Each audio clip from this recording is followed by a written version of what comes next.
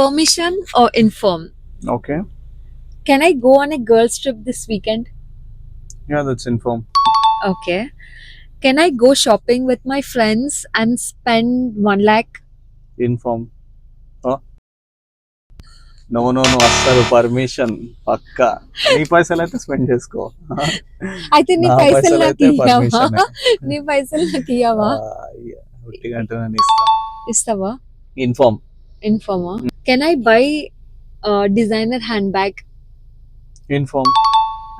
Can I color my hair to green? అస్సలు వద్దు permission పక్కా. నా గ్రీన్ అస్సలు నచ్చదు. అయితే నీకు నచ్చిన కలర్ వేసుకుంటే ఓకేనా? ఏం కాదు, నీతో ఉండేది నేనే కదా. పక్కా పర్మిషన్ దీనికైతే. Can I post a hot picture on Instagram? Yeah, that's inform. Can I buy more skincare products?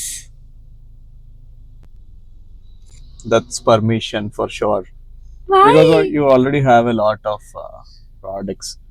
So first నువ్వు అవి వాడితే అప్పుడు ఇన్ఫార్మ్ వేరేది కొనుక్కో, కానీ వాడకపోతే అస్సలు permission complete the We like to explore skincare products, Shyam. Explore అని అన్నిట్లో టచ్ చేసి కొంటా అంటే మినియేచర్ ప్రోడక్ట్స్ కొనుక్కో.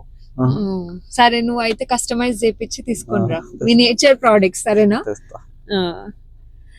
Can I get another tattoo where like around my collarbone? Permission. ఎందుకు? నా బాడీకి నేను ఫస్ట్ tattoo టాటూకే వేసుకుంటా నేను అంటే వేసుకున్నాను.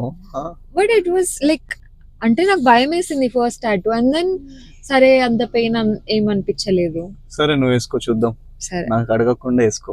Okay okay. She will never, without informing me or taking my permission, she will not get tattooed. ఎందుకు? That's for sure. చూడండి మీరే అడగండి, కామెంట్స్ లో అడిగి పెట్టండి, వేయించుకోమని చెప్పండి చూద్దాం.